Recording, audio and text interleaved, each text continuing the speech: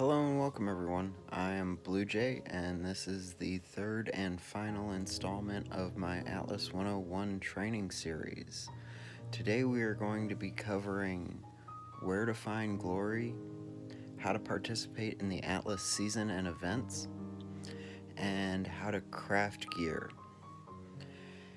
And without any further ado, I'm currently moving my Sieger to a red zone, which takes a while to do. So I'm just going to cut right to it. The red zone that I'm moving to is known as Allegheny, and I'll put the coordinates on the screen so that you can find it.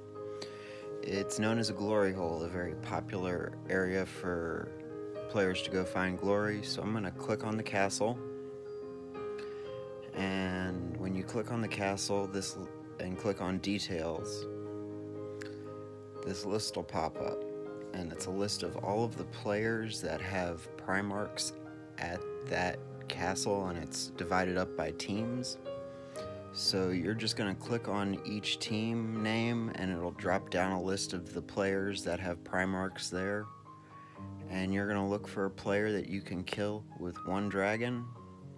You're going to make sure they're within your 100% glory range, and you're going to click attack.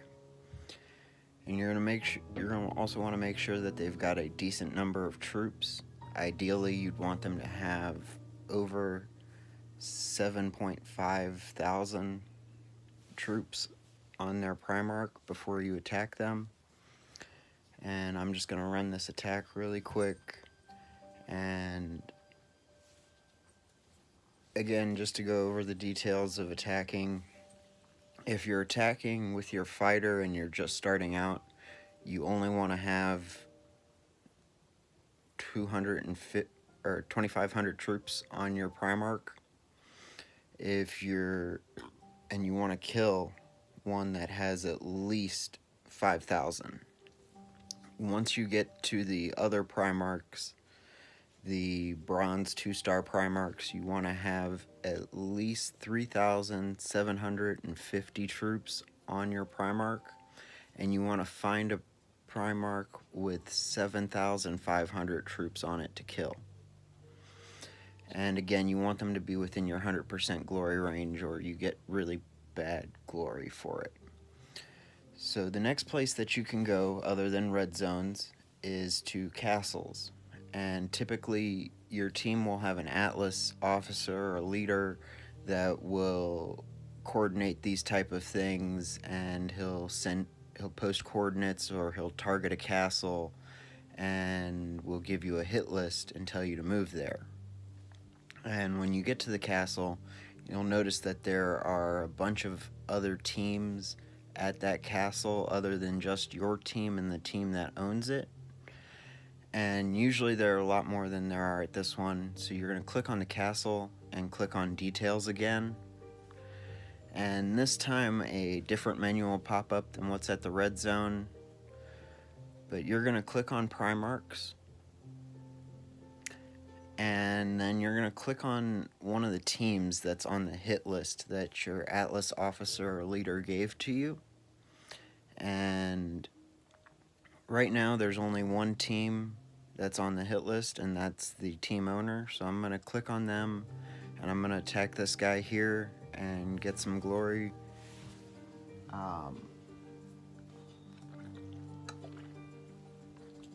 And while that's going on, I'm going to just really quickly go over what a hit list is. And a hit list is a list of teams that are at an enemy castle or at a friendly castle that you can attack in an Atlas battle.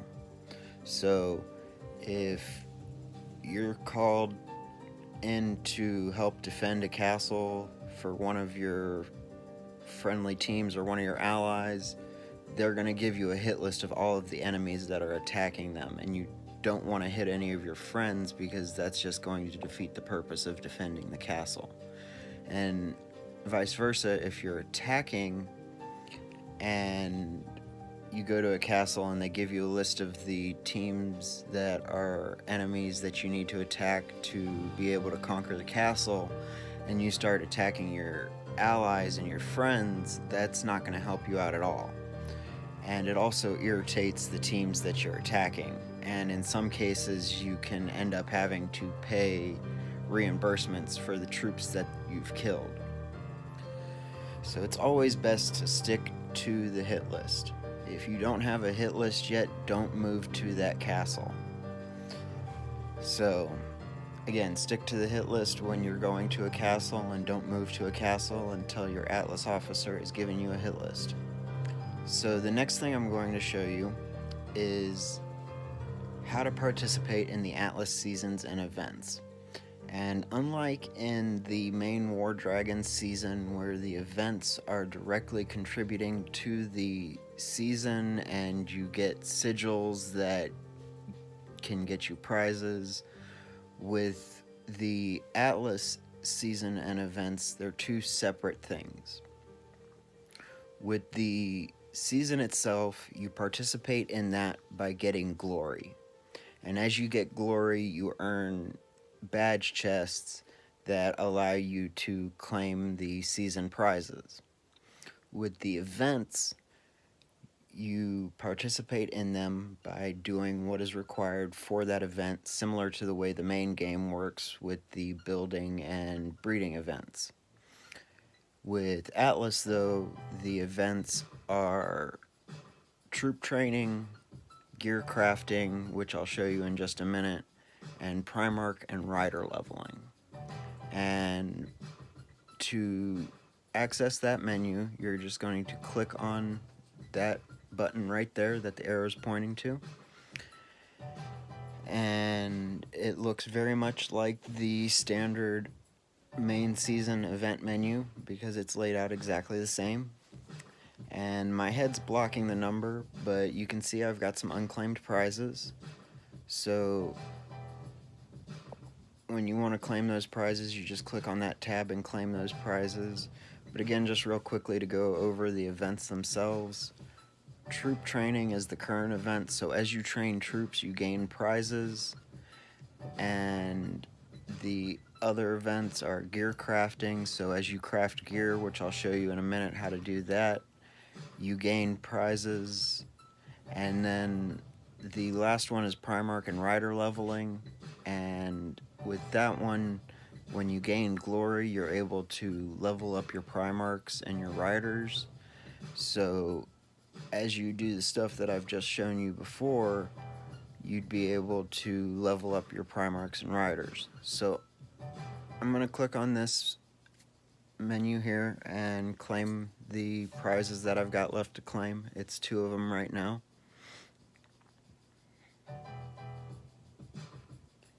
And as you can see, the prizes for the events in Atlas are mainly diamonds, 1-hour speed-ups, and crafting materials.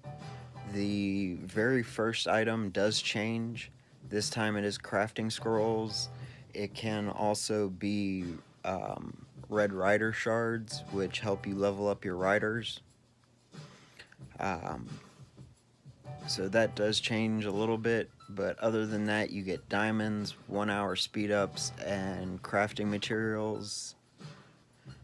And as you can see, if you were to finish out an entire event, you'd have a lot of crafting materials, 1-hour speed-ups, and diamonds to show for it. But looking at the little tabs on the side here, the next one I want to show you is the season itself.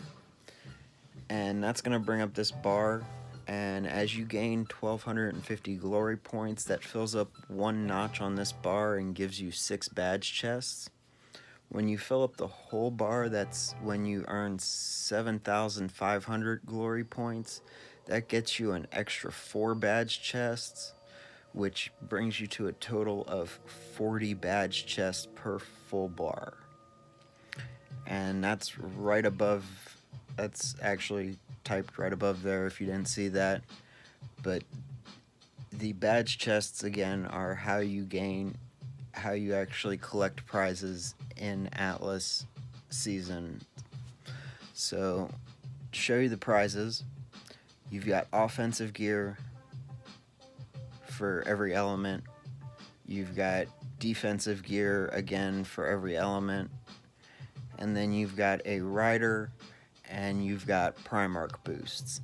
Now, if you're just starting out, I really do not recommend the primarch boosts because they're going to take you a little while to get them, and they're not going to last you that long. The primarch boosts only last till the end of the season, so if it takes you all season to get them, they're not worth anything to you.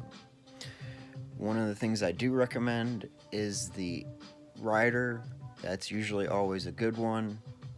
And then the gear is also good to get, and also a very good one to start out with because you can at least get half of the set in a season if you're not that active.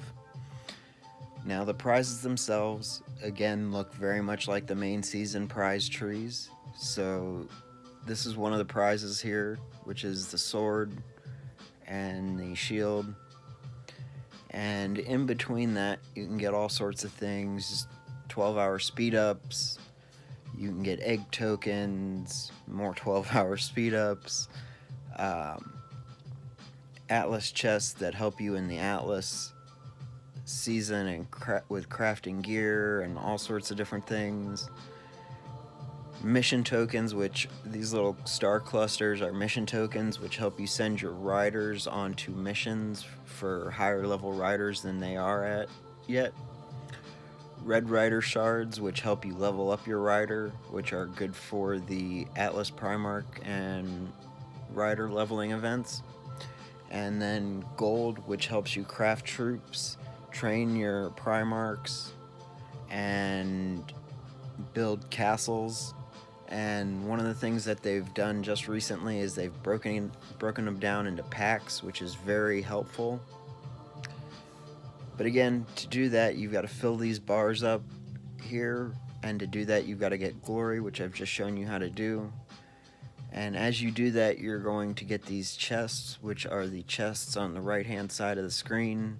And as you can see, I've got 125 of them right now. I'm going to go ahead and open up 120 of them right now and collect those badges, which badges are the equivalent to sigils in the main War Dragon season.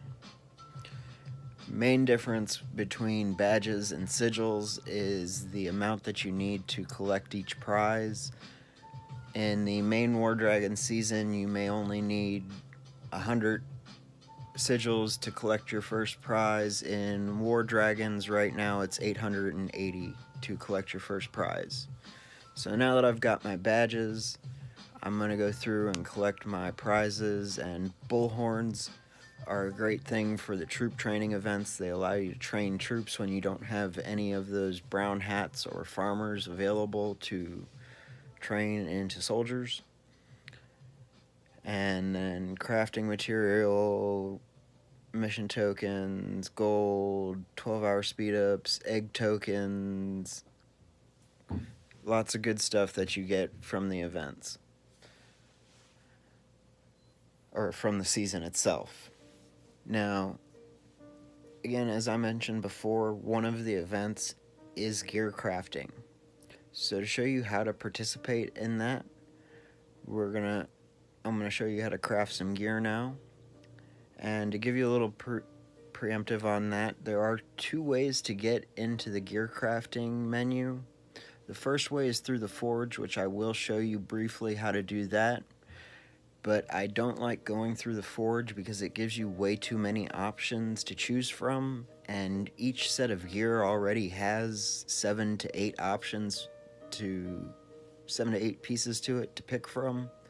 So there can be a lot to really remember when you're going to craft gear. So the other way to do it is through the rider menu, and that's the way that I prefer to do it, and I'm going to show you how to do it that way. And to get back to that, you're going to click the button in the top right corner, which will take you back to the main screen, and just scroll up to your forge and click on that. And once you've got an Atlas with the forge, you'll notice the addition of the gear, which is blocked by this watermark here, which I apologize for that, but it doesn't really matter. But when you click on gear through the forge, it opens up every set of gear that you can craft, both defensive and offensive for every element type. And as I said, every set has 7 to 8 pieces to it, so you can easily forget which one you're going to craft.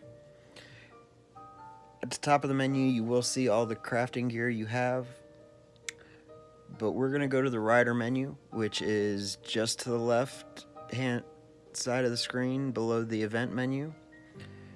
And I'm going to pick a rider that I want to make some gear for, and I'm going to click the gear tab. And if you look right next to my head to the right, you can see that I've got a set of common boots and a common ring, and I want to craft a set of gear to replace those. So I'm going to click view all items on the battle set because he's a battle rider. He's on a dragon that goes in and attacks as opposed to one that sits on a perch. And I'm just going to click on the item I want to craft, and I'm going to click craft and click craft again. And that sets you up for crafting gear. Now it takes about 3 hours to craft each piece of gear, so we're going to cut to 3 hours later. It'll pop up right above your forge and you're going to click on it, and when you come to the rider menu it'll show up just like that with the little banner that says new on it. And when you click on it, it's going to give you the option to try it on, and you're going to click try on, and then it's again blocked by the watermark, but you're going to click try on, and then there will be an option to confirm, and then you're going to click confirm again when that pops up. And it was just common gear that it was replacing, so there's no need to really salvage it. I am going to go start a new piece of gear, which is going to be this helmet here. And basically you're going to want to replace all your common gear until you've got better stuff, and then level that up. But I really hope that that was helpful for everybody. Please stay tuned for my Atlas 102 series, which will have accompanying courses in the War Dragons Info Academy. And huge shout out to Colt Supa, who composed and performed all of the music that you're hearing in the background in this recording. And he's also a member of my team. Thank you very much. I love you all. Have a great night.